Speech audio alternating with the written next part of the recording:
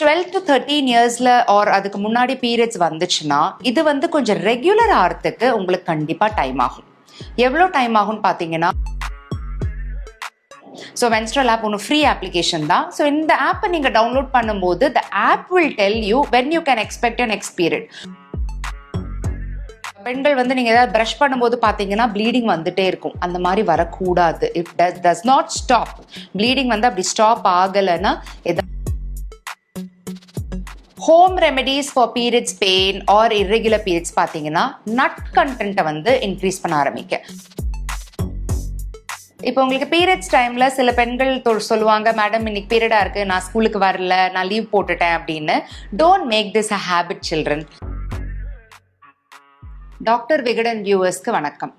நான் டாக்டர் நித்யா ராமச்சந்திரன், மகளிர் மற்றும் மகப்பேறு மருத்துவர். உங்கள் பெண்ணுக்கு ஃபர்ஸ்ட் டைம் பீரியட்ஸ் வந்திருக்கு, ரொம்ப கொண்டாட வேண்டிய விஷயம்.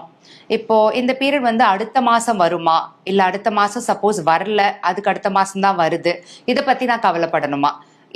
இது கொஞ்சம் டீட்டெயில்டா இந்த வீடியோல நம்ம பார்க்கலாம். 12 to 13 இயர்ஸ்ல ஆர் அதுக்கு முன்னாடி பீரியட்ஸ் வந்துச்சுன்னா இது வந்து கொஞ்சம் ரெகுலர் ஆகிறதுக்கு உங்களுக்கு கண்டிப்பா டைம் ஆகும். எவ்வளோ டைம் ஆகும்னு பார்த்தீங்கன்னா ஒரு 1 to 2 years, sometimes 2.5 to 3 years கூட ஆகலாம். இப்போ என்ன ஆகுதுன்னா, பிரெயின்லேருந்து சிக்னல் வந்து நம்ம யூட்ரஸ் ஓவரீஸில் சிக்னல் போய் பீரியட்ஸ் வருது. இந்த ரிதம் எஸ்டாப்ளிஷ் ஆகிறதுக்கு த பாடி டேக்ஸ் சம் டைம். அந்த டைம் பீரியட் தான் அபவுட் 1 to 3 இயர்ஸ். ஸோ இந்த டைமில் வந்து அவங்களுக்கு எக் வந்து சில டைம் வெளியில் வராமல் இருக்கும். அந்த எக் ஒழுங்காக வெளியில் வரலைன்னா ப்ரொஜெஸ்ட்ரானுங்கிற ஃபீமேல் ஹார்மோன் வராது. அதனால் அந்த யுட்ரைனில் இருக்கிற லைனிங் வந்து எப்போ வேணால் டிஸ்லாஜ் ஆக ஆரம்பிச்சிடும். There is no timing for it. அதனால் once in 28 or once in 30 days periods வரதுக்கு இந்த பெண் குழந்தைங்களுக்கு கண்டிப்பாக டைம் ஆகும். சில பேருக்கு கரெக்டாக 28 டேஸ் ஆர் 30 டேஸில் பீரியட்ஸ் வந்துடும். If your getting it more then happy. But உங்களுக்கு வரலங்கிற பட்சத்தில் டு நாட் வரி. இப்போ சில குழந்தைங்களை நம்ம பார்க்குறோம், அந்த once in 45 days or once in 60 days periods வரும்போது அவங்களுக்கு அந்த பீரியட் ஃப்ளோ ரொம்ப ஜாஸ்தியாக வருது. 7 நாள் 8 நாள் 10 நாள் வந்து பிளட் அப்படியே போயிட்டே இருக்கும். கிளாட் சைஸ் வேற இருக்கும். கிளாட்ஸ் ஒரு 1 inch அளவுக்கு கிளாட் இருந்தால் பரவாயில்ல, அதுக்கு மேலே கிளாட் போக போக the girl வந்து she is losing all her iron stores in the body. அதாவது உடம்புல இருக்கிற அயன் எல்லாம் உங்களுக்கு வெளியில போயிட்டே இருக்கு இந்த மாதிரி ப்ளீடிங் ஆகி. ஸோ இந்த மாதிரி இருந்துச்சுன்னா you have to visit a gynecologist. அதாவது இது வந்து சரியா போயிடும், அடுத்த பீரியட்ல நம்ம பார்த்துக்கலாம், அந்த மாதிரி ப்ளீஸ் இக்னோர் பண்ணாதீங்க. ஏன்னா அந்த குழந்தைங்களுக்கு தெரியாது. இதோட லாங் டேர்ம் எஃபெக்ட்ஸ் பார்த்தீங்கன்னா, ஸ்கூல்ல கான்சென்ட்ரேட் பண்ண முடியாது அவங்களால, பிளட் லெவல் எல்லாம் கம்மியாயிடுச்சுன்னா. ஸ்போர்ட்ஸ்ல பார்ட்டிசிபேட் பண்ண முடியாது, ஓட முடியாது, there is no stamina. Plus சகஜமா எல்லாரோடையும் இருக்க முடியாது, வெளியில வரமாட்டாங்க பீரியட்ஸ் டைம்ல. That means there is something that is bothering that girl. இதுக்கு வந்து ட்ரீட்மெண்ட், அதாவது என்ன ட்ரீட்மெண்ட் பண்ணுவீங்க டாக்டர் அப்படின்னு கேட்டிங்கன்னா, ஃபர்ஸ்ட் ஒன்று சிம்பிளான ட்ரீட்மெண்ட் தான். tell them to maintain a menstrual calendar. இப்போ menstrual calendarனா என்ன, என்னைக்கு உங்களுக்கு பீரியட் வருதுன்னு கொஞ்சம் மார்க் பண்ணி வச்சுக்கோங்க. எவ்வளோ நாள் நீடிக்குது அந்த பீரியட், ஒன்றும் இல்லை, ஒன்று டேபிளில் இருக்கிற ஒரு கேலண்டர் எடுங்க, என்னைக்கு பீரியட் வருதோ அன்னைக்கு எக்ஸ்ன்னு மார்க் பண்ணுங்க, அடுத்த பீரியட் எப்போ வருதுன்னு பார்த்துக்கோங்க. So you will know the number of days. ஏதாவது பேட்டர்ன் இருக்கா, உங்கள் பாடியே ஏதாவது ஒரு பேட்டர்ன் கண்டிப்பாக ஃபாலோ பண்ணும். சில பேர்த்துக்கு every 60 டேஸ் பீரியட் வரும், சில பேர்த்துக்கு ஒன்ஸ் இன் 45 டேஸ் பீரியட் வரும். ஸோ இந்த மாதிரி நீங்கள் போட போட யூ வில் நோ. இப்போல்லாம் நம்ம இன்னும் கொஞ்சம் அட்வான்ஸ் ஆகிட்டோம். we have something called as menstrual app. இது எல்லாரோட ஃபோன்லேயுமே இருக்கும். ஸோ menstrual app ஒன்று ஃப்ரீ அப்ளிகேஷன் தான். ஸோ இந்த ஆப்பை நீங்கள் டவுன்லோட் பண்ணும்போது the app will tell you when you can expect your next period. அதாவது உங்களுக்கு அடுத்த பீரியட் எப்போ வரப்போகுதுன்னு கூட உங்களுக்கு ஆப் உங்களை இன்டிமேட் பண்ணிடும். ஸோ இந்த மாதிரிலாம் உங்கள் குழந்தைங்களுக்கு நீங்கள் கொஞ்சம் கைட் பண்ண ஆரம்பிச்சிட்டிங்கன்னா they will follow this pattern. இப்போ ஓவரா பீரியட்ஸ் வருது, ஓவரா ப்ளீடிங் போகுதுன்னா என்னெல்லாம் ப்ராப்ளம் இருக்கலாம் இந்த பெண்களுக்குன்னு பார்த்தீங்கன்னா, ஃபர்ஸ்ட் திங் வந்து அயர்ன் சப்ளிமெண்ட்ஸ் ஆர் அயர்ன் டிஃபிஷியன்சியாக இருக்கான். அதாவது அவங்க பாடியில் அயர்ன் ஸ்டோர்ஸ் இல்லை, நியூட்ரிஷன் இல்லை, அதனால் அவங்களுக்கு ப்ளீடிங் ஜாஸ்தி போகுது and it can lead to anaemia. ஸோ இதை வந்து நம்ம எப்படி கரெக்ட் பண்ண போகிறோம், we are going to give them வெறும் அயர்ன் சப்ளிமெண்ட்ஸ் மாத்திரம் கொடுத்தா போதும். டயட்டில் கொஞ்சம் கான்சென்ட்ரேட் பண்ணணும். அதாவது அயன் ரிச் ஃபுட் கொடுங்க. அயன் ரிச் ஃபுட்னா என்ன மாதிரி doctor? Anything that is rich in, அதாவது கலர்ஃபுல் வெஜிடபிள்ஸ், அது எல்லாமே rich in iron and folate. கீரை கண்டிப்பாக இன்க்ளூட் பண்ணுங்க. நீங்கள் நான்வெஜ் சாப்பிட்றவங்களா இருந்தீங்கன்னா fish is supposed to be very good. So start taking all this. So இதெல்லாம் நீங்கள் எடுக்க எடுக்க உங்களுக்கு அயன் கண்டென்ட் பாடியில் இன்க்ரீஸ் ஆக ஆரம்பிக்கும். அது இன்க்ரீஸ் ஆனாலே அவங்க வந்து அதாவது ப்ளீடிங் குறையும்னு நான் சொல்ல வரல, but she will be able to tackle the bleeding well. அவங்களுக்கு அந்த ஸ்டாமினா வந்து கொஞ்சம் நிலச்சி நிற்கும். அடுத்தது ஹார்மோன் ப்ராப்ளம் ஏதாவது இருக்கா? சில பேர்த்துக்கு ஃபேமிலியிலேயே தைராய்டு ப்ராப்ளம் இருக்கும். அந்த மாதிரி பெண்களுக்கு வந்து ஓவர் ப்ளீடிங் ஆகிறதுக்கான வாய்ப்புகள் இருக்கு. ஸோ அந்த கேர்ள்ஸுக்கு வந்து தைராய்டு ப்ராப்ளம் ஏதாவது இருக்கான்னு நம்ம ரூல் அவுட் பண்ணணும். அடுத்தது ப்ளீடிங் டிசார்டர், அதாவது பிளட் வந்து சில பேர்த்துக்கு ஒரு கட் வந்துச்சுன்னா கிளாட்டே ஆகாது. இப்போ நீங்கள் உங்கள் பெண்கள் வந்து நீங்கள் ஏதாவது ப்ரஷ் பண்ணும்போது பார்த்தீங்கன்னா ப்ளீடிங் வந்துட்டே இருக்கும். அந்த மாதிரி வரக்கூடாது. If does not stop bleeding வந்து அப்படி ஸ்டாப் ஆகலைன்னா ஏதாவது ப்ளீடிங் ரிலேட்டட் ப்ராப்ளம்ஸ் இருக்கலாம். அது இருக்கான்னு நம்ம ஒரு பீடியாட்ரிஷனோ இல்லாட்டி ஒரு கைனகாலஜிஸ்டோ போனீங்கன்னா நம்ம அதெல்லாம் இவாலுவேட் பண்ணிடலாம். மெஜாரிட்டி வந்து 2 to 3 இயர்ஸில் அவங்களுக்கு சரியாயிடும்.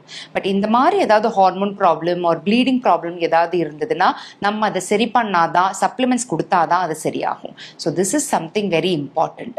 இப்போ இதுவே 12 to 13 நான் சொன்னேன். இதுவே ஒரு 15 to 16 or 18 இயர்ஸ் நீங்கள் போக போக பிசிஓடி, அதாவது நீர்க்கட்டி ப்ராப்ளம், பாலிசிஸ்டிக் ஓவரி, இந்த மாதிரி ப்ராப்ளம்ஸ் வரதுக்கான வாய்ப்புகளும் இருக்கு.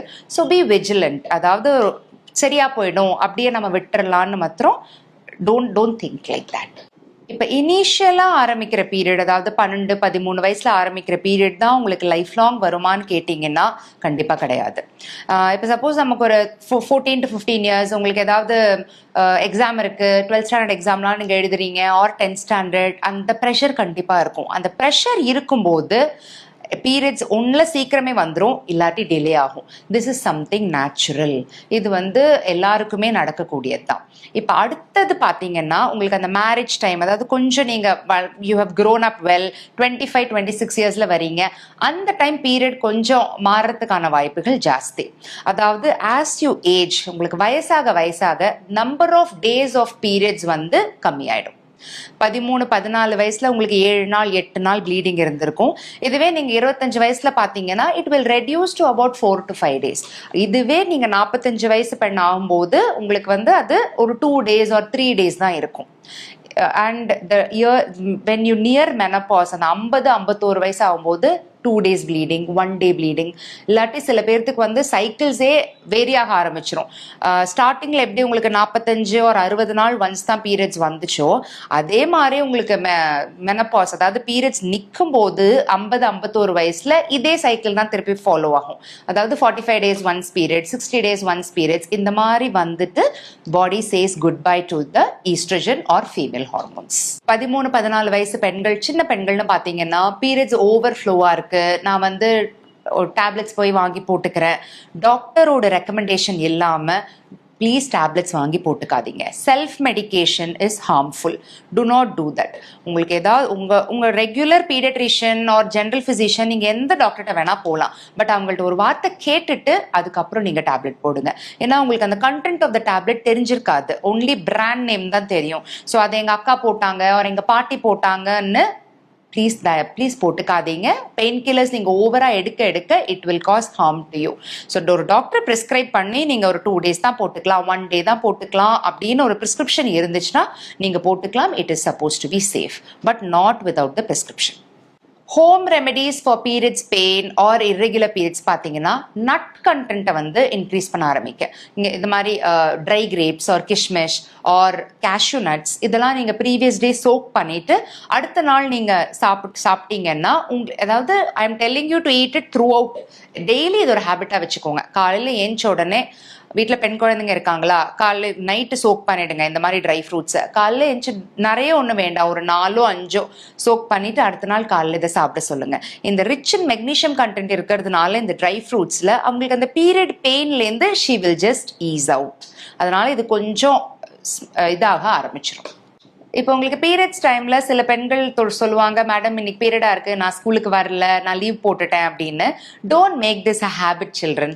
இது வந்து உங்களுக்கு 45 to 50 இயர்ஸ் வரைக்கும் இருக்க போகுது. ஸோ இதை வந்து ஒரு சாக்கா காட்டி ஸ்கூலை ஸ்கிப் பண்ணாதீங்க. உங்களுக்கு பெயின்னால உங்கள் பொண்ணு ஸ்கூல் ஸ்கிப் பண்ணுறாளா, எதனால இவ்வளோ பெயின் வருது அப்படின்னு ப்ளீஸ் கோ அண்ட் எவாலுவேட். டாக்டரை கண்டிப்பாக பாருங்கள்.